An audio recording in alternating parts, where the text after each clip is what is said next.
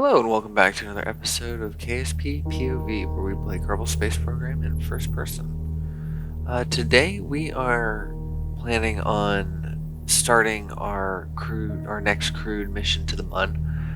We have unlocked a great command capsule, the ALCOR pod, which is from the mod of the same name. It's not the best landing pod. Its shape can lead to some awkward designs, but the interior is fantastic. So it's going to be a great player in this series. As you can see here, this is the ALCOR pod. It's a little oddly shaped, a little wider on the sides than it is on the bottom, so heat shields are awkward to say the least. As you can see there, we just had the tiny regular 2.5 meter heat shield, but it doesn't cover everything. So our first major test, as you can tell from the name of the episode, this episode is all going to be about testing. But our first major test is to see if it can survive re-entry. In the previous series that I did, we used this pod and lost some good Kerbals to the re-entry heating effect. So that is first and foremost the biggest test: is can we get it back home? So go ahead and start building out the lander. Trying to figure out the best way to put it all together. And I decided to go with these four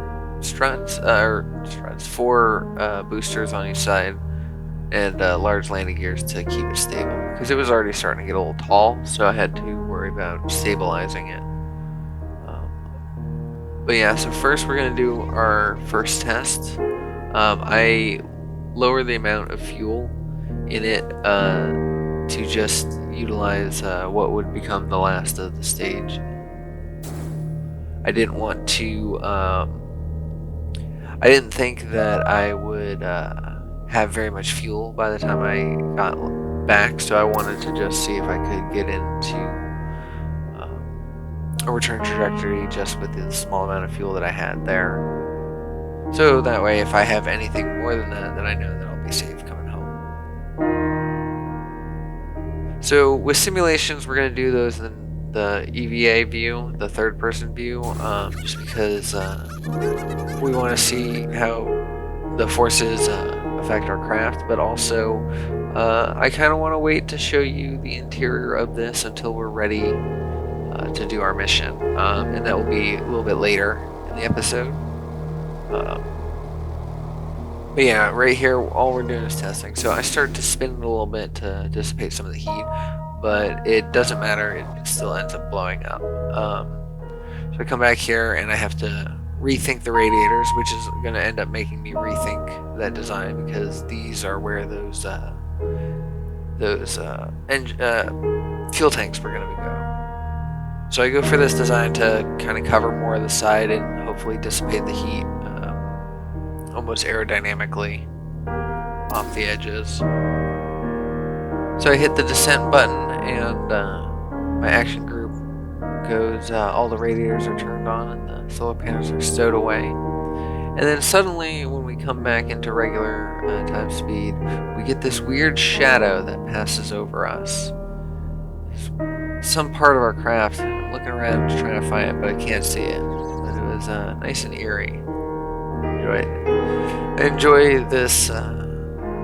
This game just gives you a certain feeling that can't be replicated. So here I decided to just assist the test a little bit and start spinning. This is one way that you can dissipate heat over your craft, because it moves the heat from one specific area and just kind of generalizes it, shifts it around so it's not overheating one part too much. So with the spin technique, I was able to get in, and we barely used any blader. I was very pissed about that, because it seems like the heat shield isn't really doing anything. I went and also tested it all the way to splashdown to make sure that the parachute would be adequate enough to land us back safely. So overall, that was a good test. I just readjust the position in which they sit at just to make it look a little cleaner. But overall, I was very happy with that. We go ahead and add on our side boosters, this time attached to the extra fuel tanks instead of the ALCOR pod itself. Then we go ahead and throw on our, this should be our landing stage, and hopefully our transfer and capture stage too. Using the Poodle engine is fairly efficient. So we're going to go ahead and run another test here, but not before putting on a few pieces like the camera and the antenna. So yeah, so I started the test in an orbit around Kerbal, and then this is to see how well my capture would, or how much fuel I would have after this mission. Would I have enough Delta V to get back home? So I lowered the amount of fuel that was in the stage that had the Poodle engine to basically be representative of how much fuel I would have after reaching Kerbal orbit. And so now I'm testing to see if these 4 engines are going to be, I mean, they'd definitely be enough to stop us, but to see how much fuel they'll waste in landing, and what that'll mean with how much Delta V we need to get home. So I'm looking at that, and that looks very nice because we still have half of our tanks on our side boosters, and we still haven't even touched the main booster to take us home. So I'm feeling pretty happy with this. I think, if anything, just throw a little extra fuel in that stage, and that should be fine.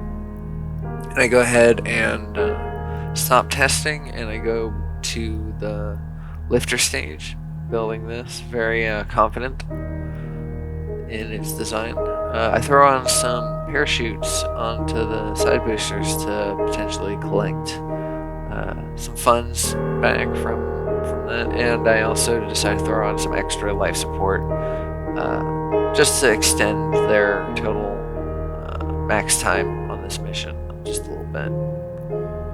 And then I put on some lighting just to give us some good visuals on our way down. And then I quickly come back because I realized I didn't check the staging at all. The staging was terrible. Also, I realized those tiny little side boosters weren't going to do much. So, as my mantra goes, it's not more boosters, but bigger boosters. That'll solve your problems.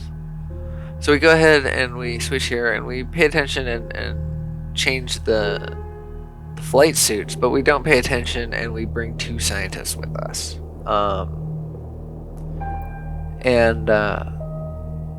While that is nice, it's good to have scientists, it's just kind of a waste of seat because we do have mods installs that give parts failures, and so if we don't have an engineer on board, we're not going to be able to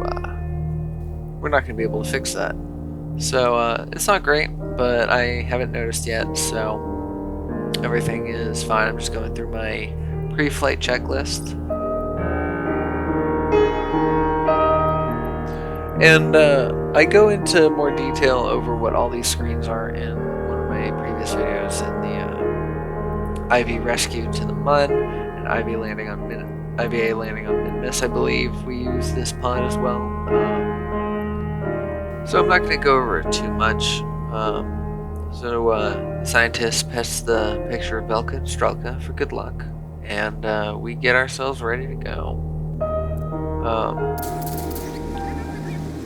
As always, we are using the JSI raster prop monitor and the ASET IVA mods, and this is the ALCOR pod mod. All the mods are going to be listed in the description below, so if you want to try this out for yourself, go ahead and check that. But of course, mod at your own risk. Always read the instructions and try to use a mod manager if you can. But yeah, this is this pod has reinvigorated my love for IVA, and was one of the reasons why I started doing IVA series in the first place was I just really enjoyed controlling with this kind of accuracy. And since this is the first time that we've been able to use the ALCOR pod, I'm going to actually leave the footage mostly unedited. I like to say that, you know, oh, this is a standard takeoff, so I'm just going to skip on through it. And for the most part, these can be standard takeoffs, but this is the first time we've ever dealt with this kind of pod, so I thought it'd be fun for you to see, like, my process as we go up, and, you know, the different screens that I look at, the buttons that I click, all the different information that it gives you. Like, it has air pressure right there. I don't really know how to read that and make use out of that and let that information, you know, dictate my flight. But it's good that it's there. One thing that we're going to be looking at is the temperature gauge. That's going to be an important part. There's just so much information that this pod can give you.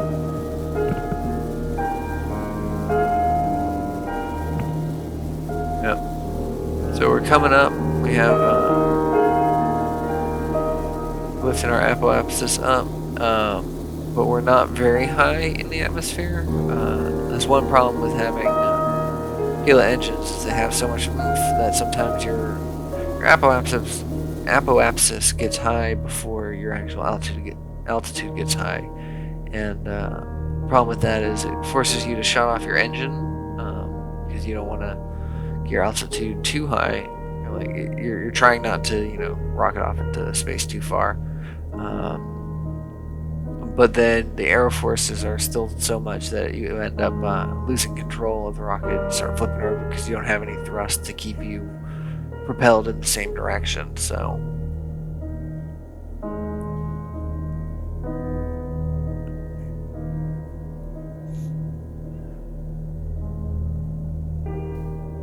I start to tilt over towards the maneuver node. Try to time warp myself up into space so I can get a handle on the craft. Then I press the first action group, which deploys our solar panels and our communications. It's a nice first step that once you get into space to remind yourself to do that, so you don't forget to do that and let your craft run out of energy. But we are nowhere near our maneuver node point, and I had plotted this into Flight Computer. So as you can see up there on the left, it's counting down, getting ready to do its burn. And that was my first mistake. Flight Computer isn't perfect, and it wasn't lined up on the maneuver node, so as you see in the lower left, it was just flopping around wildly. And then we disengage, we separate, and it doesn't fire the second stage. So now we are past our maneuver node and not pointed anywhere near where we need to be pointed. And we are on a collision course back to the planet. We trusted our flight computer, and our flight computer failed us. So this is the end of this mission. I quickly readjust my stages so that way I can bring the crew safely back home, hopefully. So now what we need to focus on is just getting rid of all the excess stages and getting our descent craft back in line. So it's all those pieces, all that fuel, all of it's just wasted money. Look at that. It's all just gonna come burning up in the atmosphere, and we're all over the ocean right now, so none of those impacts will give us science. You remember that science base that we built? Not going to utilize any of that, so very frustrated with that. And I realized I had tested the re-entry of the pod. I had tested its landing capabilities, but I did not test the lifter. You know, I just threw some tanks and some engines on there and called it a day. And you know, for that, I think that's part of the failure, but the other part of the failure was I trusted the computer, and it just proved to me that sometimes, especially with missions like this, you really should have hands-on control. Autopilot can only do so much, and because we weren't prepared to take control, we were just sitting back and letting the autopilot happen. We pushed ourselves to a point where we couldn't save the mission and continue the burn ourselves because it was already too late by that point. But as our pod stops being on fire, we feel much more comfortable about the mission and about the safe return of our Kerbals. You can see all the parts exploding there.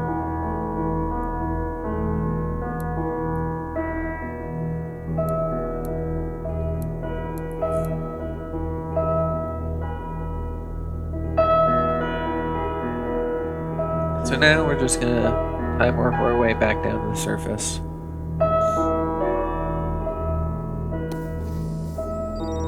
Yep, everything's starting to break up. Oh, I guess I did get a little bit of science from that. I forgot that. I did get a little bit of science. I think something might have hit the actual shore.